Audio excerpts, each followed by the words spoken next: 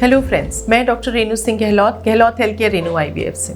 अब बात करते हैं कि 7 महीने के बाद अचानक से पानी का छूटना या गंदा पानी आना या नीचे से पानी आना। ऐसी कंडीशन में कुछ बच्चियां जो हैं वो जागरूक हैं, वो तो डॉक्टर के पास आती हैं, बट कुछ लोग उसको एक नॉर्मल सफ़ेद पानी आना समझकर घर पे ही रह जाते हैं, जिससे कि बच्चे की जान को भी खतरा हो सकता है और लेटर ऑन इन्फेक्शन होने की वजह से जच्चा को भी खतरा हो सकता है। यह बात बहुत समझने की है कि बच्चा जो होता है वो एक पानी के गुब्बारे के अंदर ईश्वर ने रखा हुआ है और उस गुब्बारे के अंदर ही कन्हाड़ी या प्लेसेंटा होता है जो बच्चे को खून देती है और बच्चा होता है और यह बच्चा प्लेसेंटा से कनेक्टेड होता है। इस गुब्बारे की वजह से बच्चे के ऊपर माँ के सोने उठने और झटके लगने और नीचे से जो इन्फेक्शन जा सकते हैं, उन सब इन्फेक्शन से यह गुब्बारा जो पानी से भरा हुआ है, एग्जैक्टली पानी से नहीं होता, उसको हम लोग लाइकर कहते हैं। वो ईश्वर ने बहुत सारी चीज़ें उसमें डाली हुई हैं। यही पानी बच्चा पीता भी है, बच्चे के फेफड़े में भी यही पानी होता है, उसकी पूरी इंटेस्टाइन्स के अंदर आंतों में भी यही पानी होता है।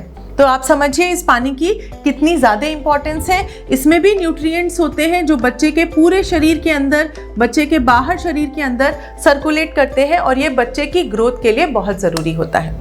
कुछ कारणवश जैसे कि धक्का लग जाना या वजाइना में इन्फेक्शन होने की वजह से या शरीर में कोई और इन्फेक्शन होने की वजह से कभी कभी यह पानी की थैली फूट जाती है और पानी चलना शुरू हो जाता है। अब इस बात को समझना बहुत ज़रूरी है कि अगर ये पानी ज़्यादा मात्रा में आ रहा है तो तुरंत ही आपको अपने डॉक्टर से कंसल्ट करना चाहिए, क्योंकि फिर बच्चे के आसपास पानी का गुब्बारा ना रहने की वजह से बच्चे का अंदर ही अंदर दम घुटने लगता है और साथ ही साथ नीचे के जो आगे की पेशाब का रास्ता है, पीछे लैट्रिन का रास्ता है, यहाँ के जो कीटाणु हैं वो भी अंदर जाकर बच्चे को इन्फेक्शन बना सकते हैं और अंदर ही अंदर बच्चे के लिए दिक्कत हो सकती है। पहले इस बच्चे के आसपास इस बच्चेदानी में इन्फेक्शन होगा और फिर वही इन्फेक्शन माँ के शरीर में भी चला जाता है और जब बच्चे के आसपास इन्फेक्शन होता है उसको हम लोग कोरियो इम्यूनाइटिस कहते हैं। माँ के शरीर में जब इन्फेक्शन फैल जाता है उसको सेप्टिसीमिया जैसी बीमारी कहते हैं, जो बहुत ही खतरनाक होती है। तो अगर किसी भी महिला को पानी छूट रहा है, पानी चल रहा है, तो या तो उसकी पानी की थैली फूट गई है या उसको वजाइना में इन्फेक्शन हो रहा है। वजाइना में अगर इन्फेक्शन है तो खुजली, जलन, दर्द हो सकता है। बट अगर पानी छूट रहा है तो पेशाब जैसा पतला पानी लगातार बहता रहता है। कभी कभी उसके लिए आपको पैड भी लेना पड़ सकता है। कम मात्रा में बह रहा है तो हो सकता है आपको पैड ना लेना पड़े, कभी उठते बैठते पानी आ जाए। तो 2 तरीके की लीक हो सकती है, कम लीक हो सकती है, ज़्यादा लीक हो सकती है। दोनों ही बहुत अच्छी चीज़ नहीं है। ऐसे में आपको तुरंत कुशल ऑब्स्टेट्रिशियन को कंसल्ट करना है, एक अपना अल्ट्रासाउंड कराना है। अल्ट्रासाउंड में ये देखा जाएगा कि आपके बच्चे के आसपास पानी उपयुक्त है कि नहीं, पानी की थैली से कितना पानी का रिसाव हो गया है। उसी के हिसाब से हो सकता है आपको एडमिट भी करना पड़े। बच्चे की ग्रोथ बढ़ाने के लिए दवाइयाँ देनी पड़ेंगी, इन्फेक्शन रोकने के लिए एंटीबायोटिक्स देने पड़ेंगे और यह कोशिश करनी पड़ेगी कि अगर बच्चा कम दिन का है, बच्चे की जो मैच्योरिटी है वो 37 वीक्स में आती है। 37 वीक्स का अगर बच्चा होता है तो मैच्योर होता है, उसके लंग्स, हार्ट, लिवर सारे ऑर्गन्स डेवलप्ड होते हैं और बाहर निकलकर दिक्कत नहीं होती।